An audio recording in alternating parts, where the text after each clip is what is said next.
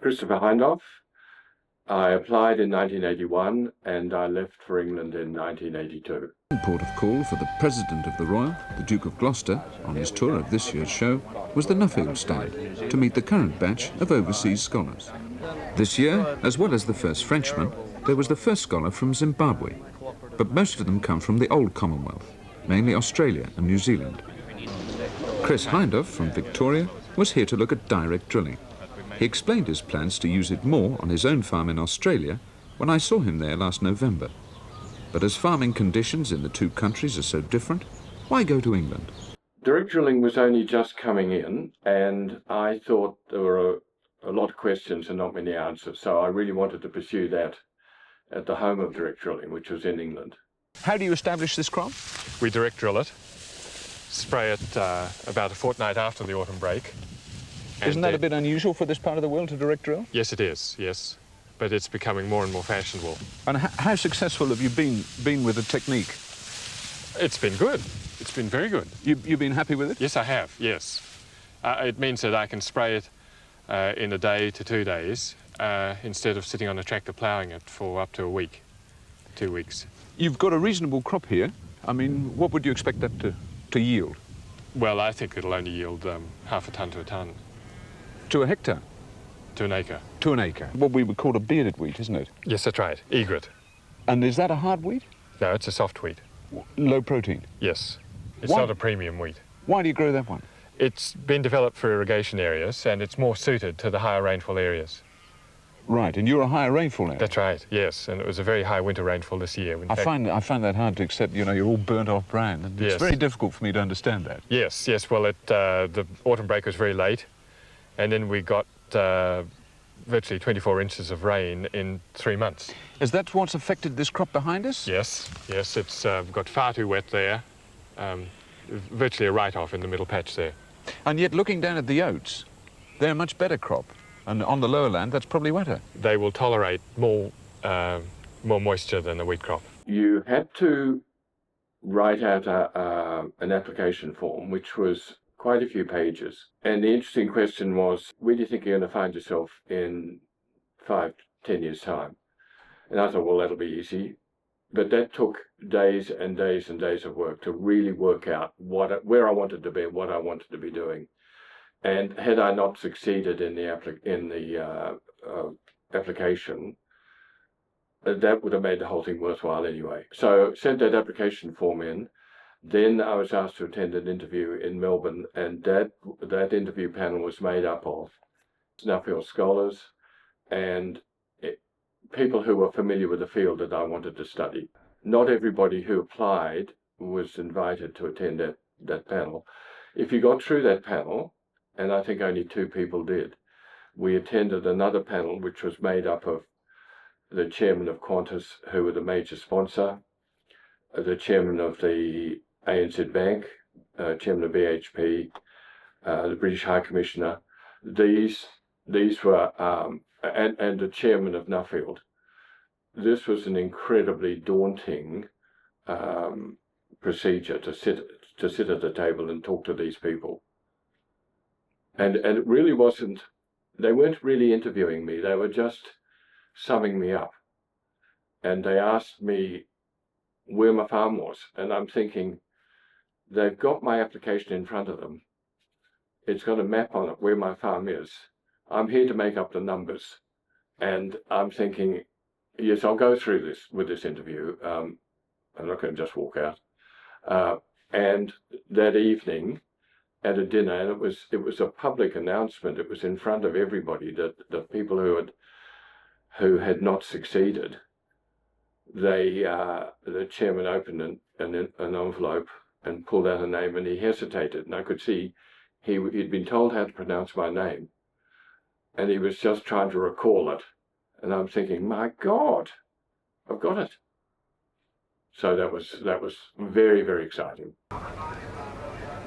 I talked to Chris Hindhaugh again by the cereal plots at the Royal. Chris, you're nearing the end of your scholarship now. What's it been like? It's been tremendous. Yes, 4.5 months of fascinating touring around the UK. When you say it's been tremendous, what have you learned from it? I've just seen a lot of very, very good farms and met a tremendous amount of great people. You make it sound social, and I've had one, and I know it's not like that. It's No, hard work. It is a lot of hard work, yes. Can you pick anything out yet that you can use at home? I think it's a bit too early to say. I've got a lot of ideas, but I'm going to have to go back and think about them. Although it's unfair to ask you, can you pick out any particular farmers that you've met? I've met some farmers who farm terribly well, but I think David Dunlop and his sons Robin and John at Wittering, they were farming very difficult land and doing a great job. They were direct drilling, so I went there fairly early to have a look at what they were doing so that I could follow their crops through until nearly harvest time, and they had everything moving in the right direction. Just that it's the reason we started direct drilling was, I suppose, was for the two reasons. There was a lot of stones and breakages on machinery, so with any system that we get away from that would be a wee bit better, and the direct drilling looked attractive. Right. And also the speed of the operation. Mm-hmm. You could get more winter cereals, which were more profitable at the time, Yes. on a given date. Right, by the right time. So you Yes. required less labour, and you had less breakages, and we thought we'd got the answer to all the problems. But, Yes. since then, more problems have shown up with the system. Right. No, the straight parallel with Australia, where I direct drill. Timeliness is a main factor. Direct drilling was a number one. Chemical application techniques, whether it was just a normal traditional boom spray or a mister or micro droplets, which were electrically charged, they seem to be the coming thing. And the third topic was intensive crop husbandry, which the Brits were very good at. When I talked to you in Australia, Chris, you were telling me what you expected to find in direct drilling in this country. Was it as you expected? I think possibly. I really hadn't formed an opinion. I don't think. We I were may talking have, about but timeliness. Yes. I mean, was that the key that you found over here, or was there different reasons? They seem to direct drill to get themselves out of trouble. Not the Dunlops. They have been direct drilling right from the very beginning, and they only direct drill. They don't have a plough, I don't think. So they're not using it to get themselves out of trouble. They're using it to maximise the timeliness. But other farmers, they do use it to get themselves out of a hole when the weather turns bad. It's make them sound a bit like afternoon farmers, actually. Well, they're working terribly hard between getting the crop off and getting the next crop in. They've got such a short time. Winter cereals again. Yes, that's right. Whereas in Australia, you have 4 months. For Chris, on the other hand, livestock is his main concern. With his beef sold last year, that means 4,000 merino sheep kept mainly for wool. He sells no fat lamb. The wether's going to a grazier after 2 wool crops, and the ewes topping up the 1,100 strong breeding flock. It sounds a bit like British hill farming. That's not so. We sell them to a local grazier. It's just that a merino ewe enterprise is more profitable than a wether enterprise. OK, well, coming to your merino ewes, when do they get mated to produce lambs? They're joined at 2.5. First lamb at 3. That seems an awful long time to wait. Why Yes. don't you make them earlier? We let them grow out. We get a wool crop off them. So they're not just passengers. Well, I'd call them passengers. Some of my ewes are mated to lamb at 1 year old. Yes, but your wool is virtually unsaleable. Well, it's not important. OK, fair enough. I agree with that. And what percentage of your income would come from your sheep enterprise? Well over half. But it seems that you've got a mixture of lines. Are you moving towards bigger sheep? Yes, we are. Yes, we're moving to a broader style of wool, bigger frame. Why didn't you do this years ago, then? Well, the finer wool was more profitable. So fine wool's gone, so you need more coarse wool. Well, there's more money in the medium merino wool. What do you expect to find in England? Well, you don't grow sheep for wool. It's a fat lamb producing area. So wool is only a secondary sideline, and I know it's not ignored. But I would understand it's a completely different regime than here. How efficient do you think we can be? Say one man looks after 200 sheep. Can you imagine that as being efficient? I wouldn't have thought it would pay when we're looking after up to 10,000 sheep. Not in this area, but over in Western Australia. You lamb in the April? Yes, oh yes, Yeah. spring of the year. What sort of a lambing percentage are you looking Well, we like to get as near 100% as possible. It isn't always possible. Because out in the open fell, you get quite a few of Gel's yows. Yes, we're looking for 100% too, but Oh yes. and we're lambing in April, May, going into winter when hopefully... Lamb in the winter? No, April, May. Winter's in about June, July, August. I see. So it's extraordinary that you're doing it exactly wrong here. Oh yes. But you couldn't possibly lamb in your autumn here and Oh, no. expect to get them through the winter. Oh no, no hope at all. Yeah, No, very severe they winters. wouldn't survive at all. What are you looking for when you're selling lambs? What sort of a price? Around about 18, 19, 20 pound mark Are you? for Yes. a star lamb. Right. We hope. $34. Oh yes. Yes, it's a lot more than we're getting. Do you have a subsidy on your ewes? Yes, we get Hill a subsidy? Yes, there's hill livestock. And what's that worth? Oh, around about £5.56. Is that the profit you make? Well, The lambs pay for everything and the Just the about, subsidy yes, is, yes. is a profit. just about, yes. Yes. I notice that there's not a fence in sight here. What's the technique for keeping them on your land and not having them boxed up with your neighbours? Well, they run out there all the year and they stick to the patch where they've been born and brought up on, you see. So they relate to that patch Yes, of ground? yes. And they won't move off it? The odd one strays away like, but majority of them sticks to Right. their own patch. This is pretty good pasture here. How do you account for it being so good here and pretty poor outside? Well, you see, it's enclosed, it's walled round, and Yeah. it'll be manured with the sheep droppings. What about fertiliser? Do you put any compound No, on never or put any nitrogen? no, because if you put any compound or anything on, well, you'd be liable to have staggers and that in your sheep, like, and we don't like that. It'll grow too much. Yes, too lush. The fact that Britain was so far ahead of us in not in energy, risk-taking, and not just to accept everything as it had been, but really move forward, and that was a real eye-opener. In Australia, Chris Hindhaugh faces his own pasture management problems, particularly erosion. It's caused by salt, drawn up from below by evaporation, then killing the vegetation to leave the surface bare.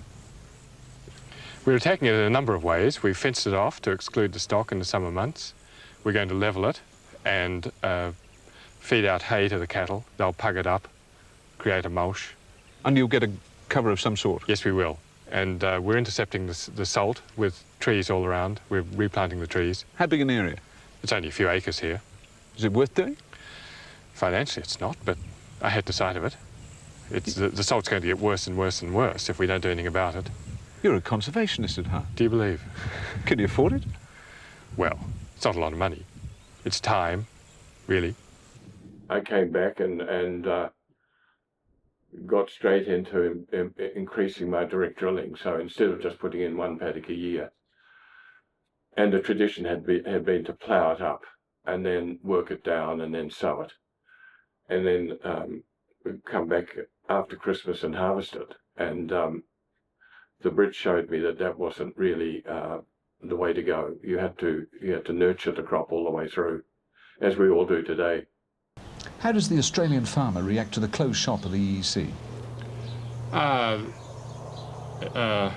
He's pretty uptight about it, I think.